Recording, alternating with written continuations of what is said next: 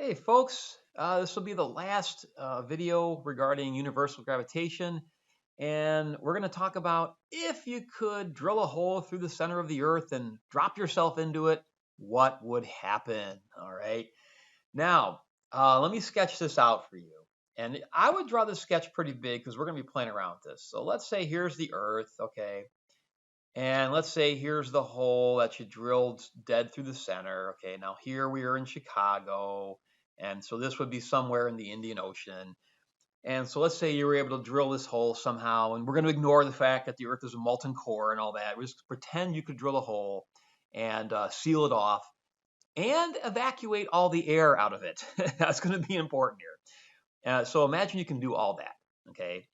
And then here's like a little boat on the Indian Ocean watching for when you drop yourself into the hole, what's going to happen. Okay, well, here's the first thing we're going to do. Okay, but before we actually answer the question, like what would happen if you're standing here and you drop yourself into the hole, let's do something different. Okay, let's say you wanted to catapult yourself into orbit. And we're going to call this a near-Earth orbit, meaning we're going to ignore air resistance. Your height above the ground is going to be roughly zero.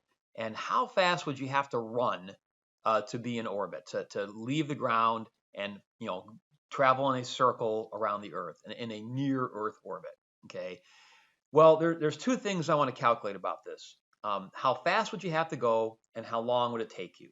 Okay. So let's do the how long first. So if I did the how long first, I would use Newton's synthesis. And if you solve for t, t squared in that equation, you get 4 pi squared radius cubed, that'd be the radius of the Earth, over g times mass of the Earth. We derived this earlier. That's called Newton's synthesis.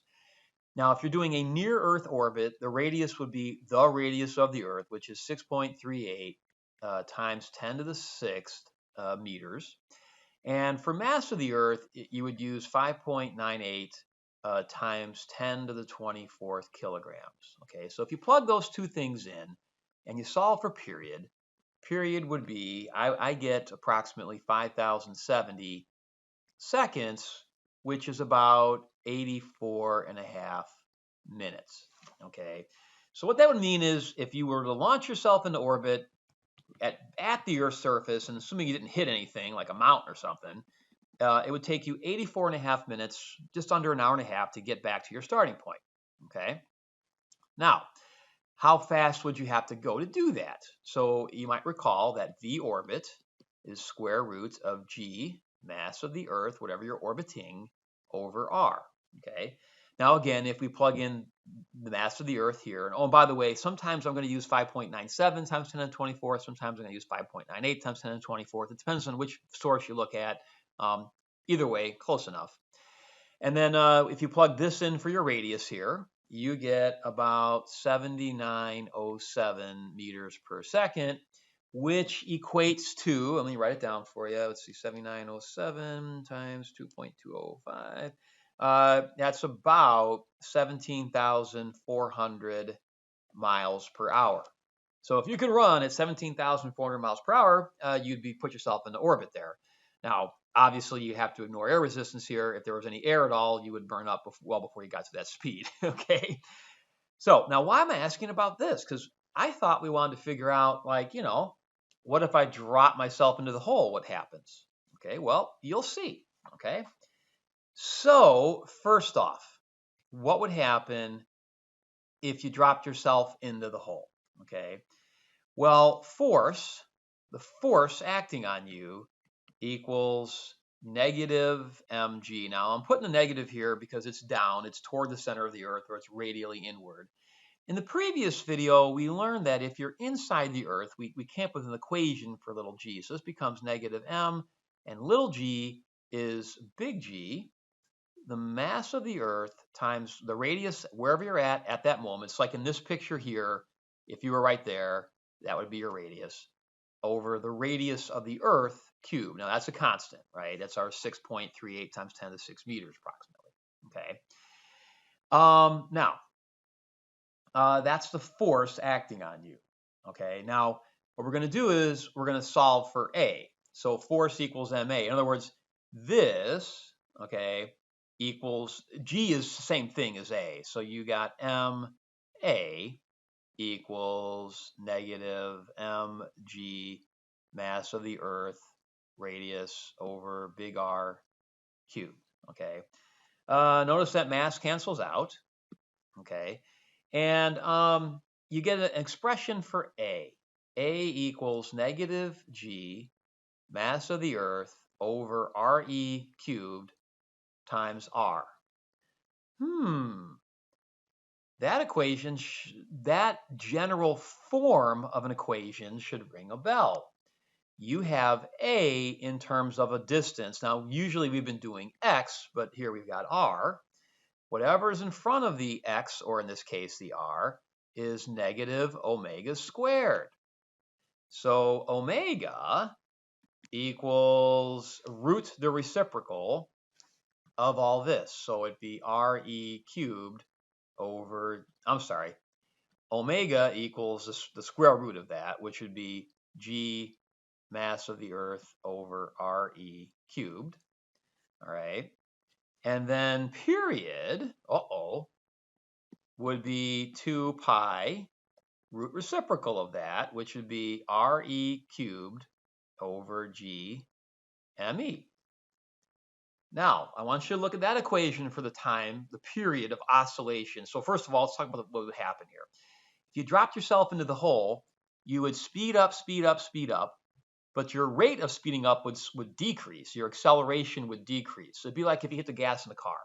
If you were to floor your gas in your car, you'd have a lot of acceleration early on. As your speed increased, your acceleration would decrease until you reached a max velocity. That max velocity would occur at the center of the Earth. And then you would start slowing back down. And you would oscillate back and forth very much like a mass oscillates back and forth on a spring. The center would be your equilibrium position. So the ride that you would take, it would be exactly like a mass bobbing up and down on a spring. Okay, you would exhibit simple harmonic motion. You would jump in, you would drop in here, you would come to rest at the surface of the Indian Ocean, and then you would fly back this way. Okay. Now, how long would that take? Well, look at this period equation for time there, and look at this equation for time. Hopefully you notice that if I were to solve this for t, meaning if I just square root both sides, the 4 pi squared becomes a 2 pi, right? So there's your 2 pi. And then everything else would go in the square root, which would be r cubed over gme. There's your r cubed over gme. So the time it would take would be the same time, which is your 5,000 something seconds, or 84.5 minutes. So here's what that would mean.